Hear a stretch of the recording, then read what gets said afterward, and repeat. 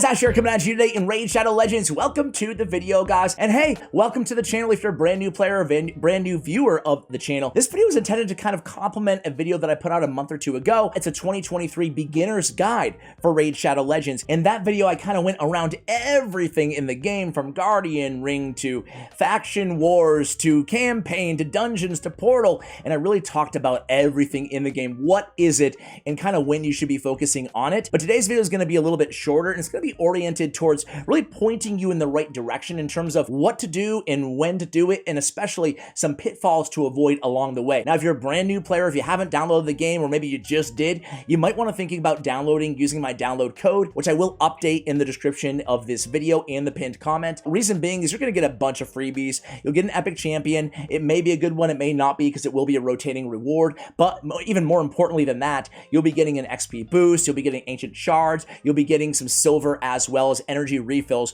all of which will definitely help you out, especially as a new player in the game. Do you want a balloon too, Georgie? Yes, please. Here. Take it. Take it, Georgie. Start now for free. So let's go ahead and jump to the tips here, guys. Tip number one is going to be basically, again, kind of orienting you on what you should be focused on, because this game throws a lot at you. Oh, that's hot. That's hot. So I guess let's start with tip number one being even more broad than that, and that is don't get overwhelmed, right? Do not get overwhelmed.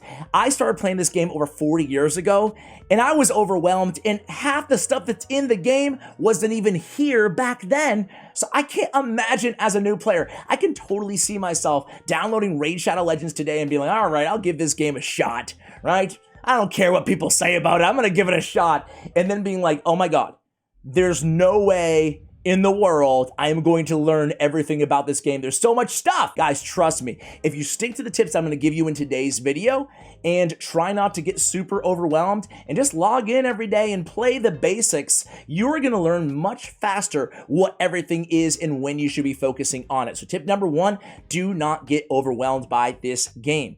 Tip number two, guys, is kind of, again, what you should be doing first. And that's going to be your first priority is 6-starring your starting champion. Now, I prefer and recommend people focus on Kale as a starting champion, but really you can't go wrong with any of the 4 champions. They're all pretty solid. Aethel is my second favorite, Elhain is my third, and Galek is the fourth if I had to tier rank them. But after you decide who your starting champion is, what you want to do is upgrade them all the way to 6 stars. Try to do it in like a week or so if you can, right? And then after that, you should work on your next 2 champions. So we'll talk about in just a moment. But after you get your first champion 6-starred, then you need to focus on their masteries and ascending them. It's really super important. So again, focus on your starting champion. I'm going to go to Kale, get him up here. Well, let's just pretend that we went with Aethel here, right? So we have Aethel. Here she is in all her glory. We got her to 6 stars. Now we have to ascend her. Once you ascend a champion, it's going to be great because you can put a banner on them, and you can put at 6 stars ascension, you can put a banner on them after you get them to level 60. At 5-star ascension, you can put an amulet on them. Getting those extra stats from an amulet and a banner are going to make a massive difference to how strong any champion in this game is. Plus, it's going to give you the ability to eventually get accuracy banners on your debuffers. We'll talk more about that in a little bit. But the other thing you have to be concerned with is masteries, and that takes me to tip number 3. And tip number 3 is the best way to use your gems. There's a million ways to waste your gems. You can buy almost everything in the game just flat out for gems, but 9 times out of 10 it's a bad idea. The best way to use your gems, in my opinion, is buying your starting champions masteries. Nice. They cost 800 gems, so you'll have to be saving up for them. Also, upgrading your gem mine is not a bad idea. Upgrading your gem mine is going to reward you. It's going to pay dividends, especially over the long haul, right? Because obviously the longer you play, the more you get back from that upgraded gem mine. So not a bad use there too. The third thing you can use your gems on in the early game of Raid Shadow Legends would be energy refills, but don't buy energy refills until you're out of energy, okay?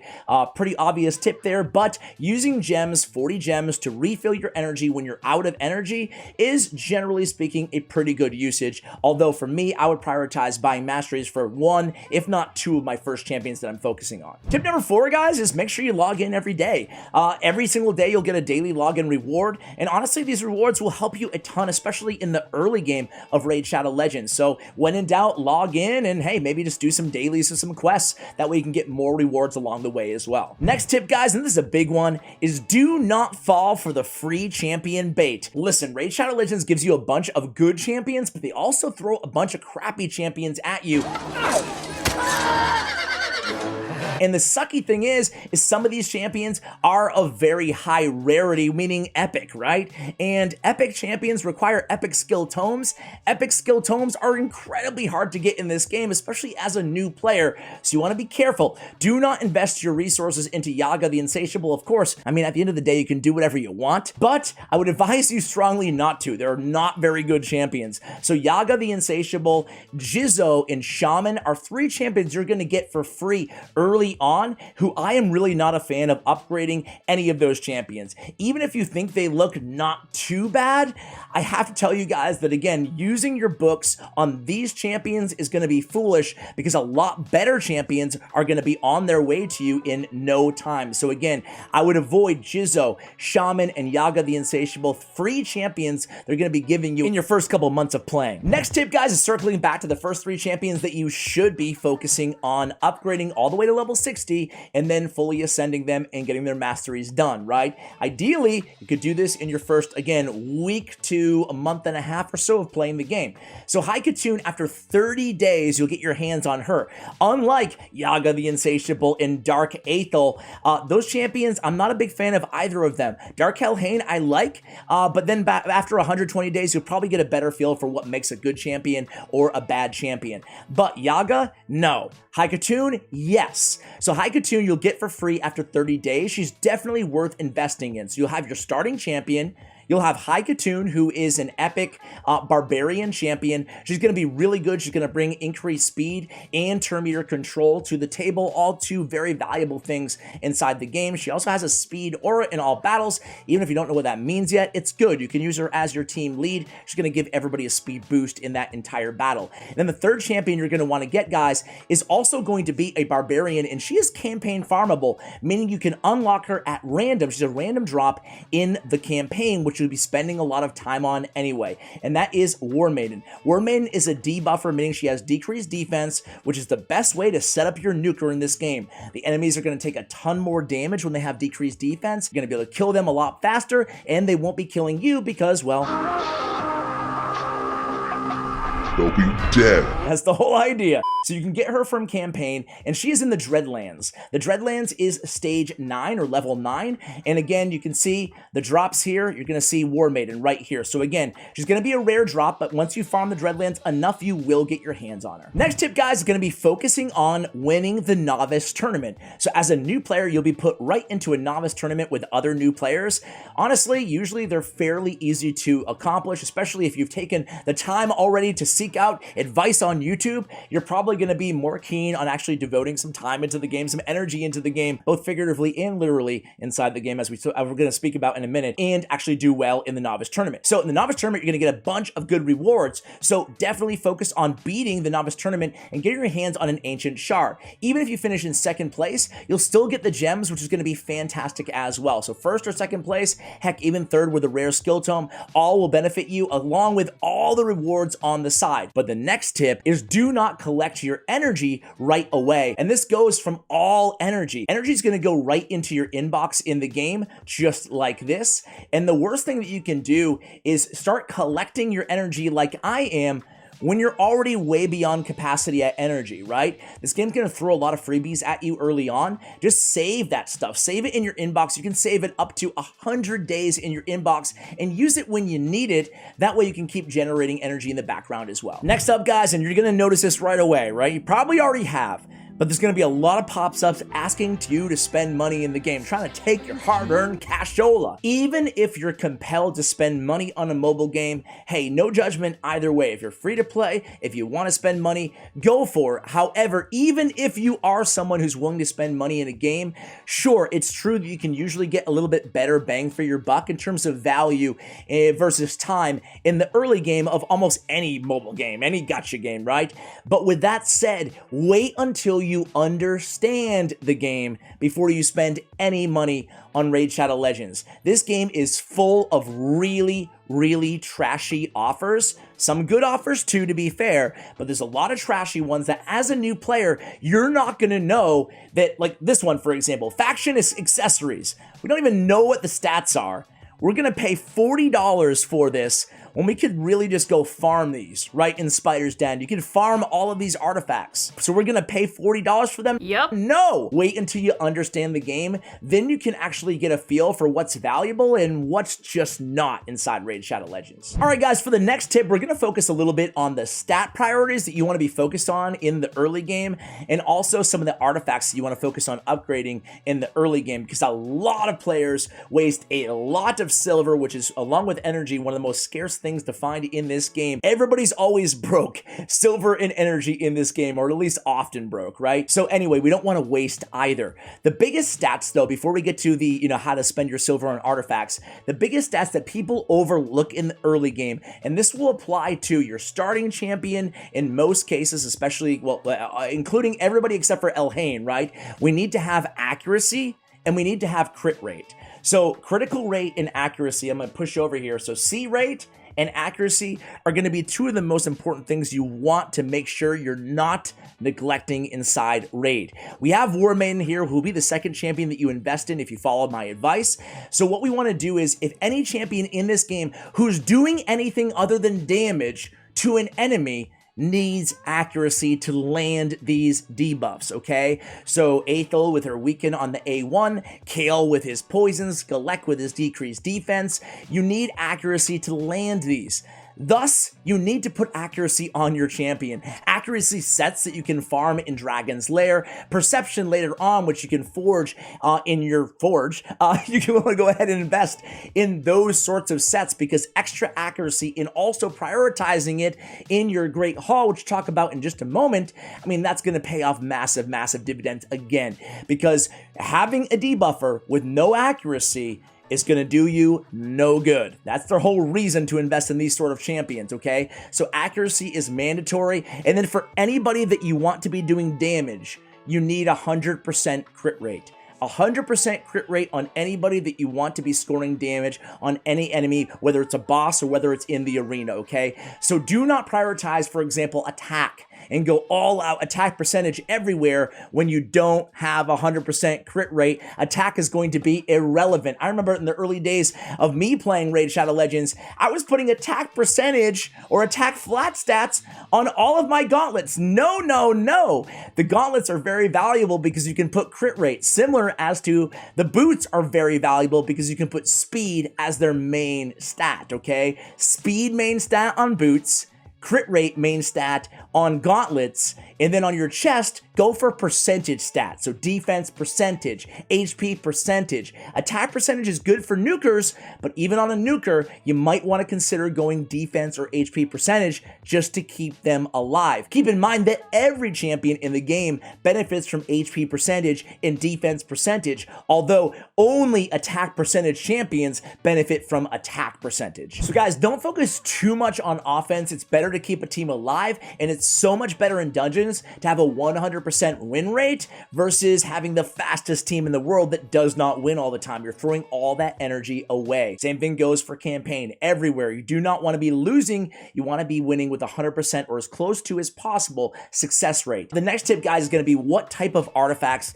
to spend your hard-earned silver on. So generally, I say go for the middle row first. Obviously, you're going to want to put artifacts on every single, point on every single champion. So you're obviously, your weapon, your helmet, your shield, your gauntlets, your chest, and your boots. We just spoke about the boots being one of the most important artifacts because you can get speed, and in Raid Shadow Legends, speed rules, speed wins. So you're going to be going speed on almost all your champions' boots because, well, intuitively, only your boots can help your overall speed. Your chest piece cannot help your speed. So again, speed flat stat on boots is okay because speed only comes in flat stat form in this game. Going with a percentage on your chest is going to be great, and then going for crit rate or percentage on your defense percentage or HP percentage on your tankier kind of healers or revivers, support champions is going to be fine. But what I would do is probably take the top row to maybe like level 8 or 12 on these artifacts, and then I would focus in getting the middle row of artifacts because there's percentage base. You can see, again, just to kind of put a fine point on it here, this chest piece, attack percentage, right, versus attack flat stat, just the number, right?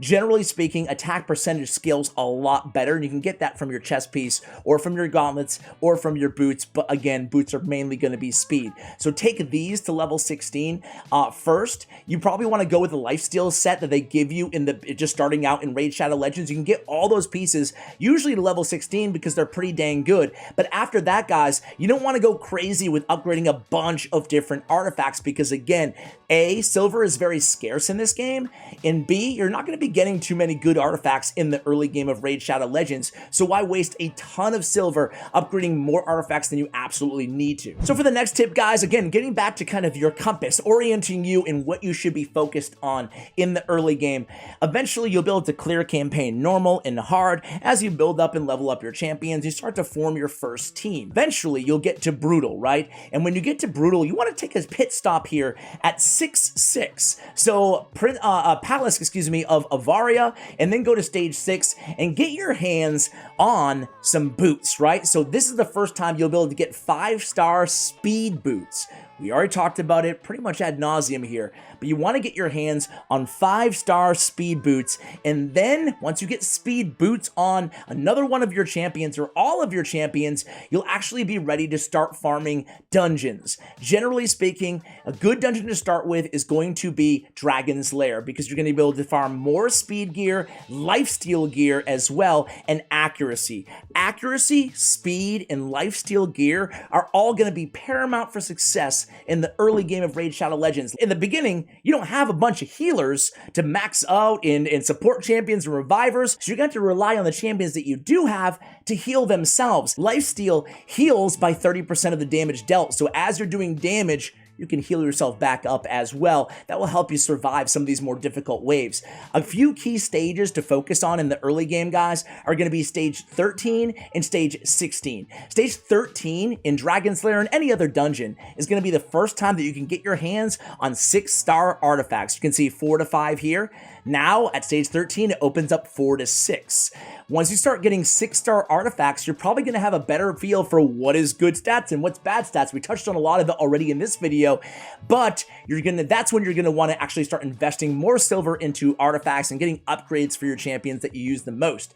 Stage 16 is also an interesting stage worth flagging for you guys because in stage 16, this is the first time that you will not be getting potions and mystery shards anymore. Generally, those are not seem to be, the best rewards in the game. So 16 and beyond is where things are really going to start getting juicy for you in the game. Next tip, guys, is don't ignore the arena and faction wars even in the beginning of Raid Shadow Legends. So your arena team's not going to be that good, but the thing about arena is there's not a lot of stakes here. Doesn't matter if you lose in the arena. Don't stress losing in the arena. Just use all your arena tokens. They're going to be replenishing 1 every hour that goes by, so you get 24 every single day. If you buy an item in the market, you complete a daily quest, you get 5 more on top of that, right? So using our arena is going to do, our arena battles, our tokens, is going to pay a lot of dividends in the long run. Not only are we going to be able to farm our Great Hall, but we're going to get these stat bonuses, right? So depending on what league we're in.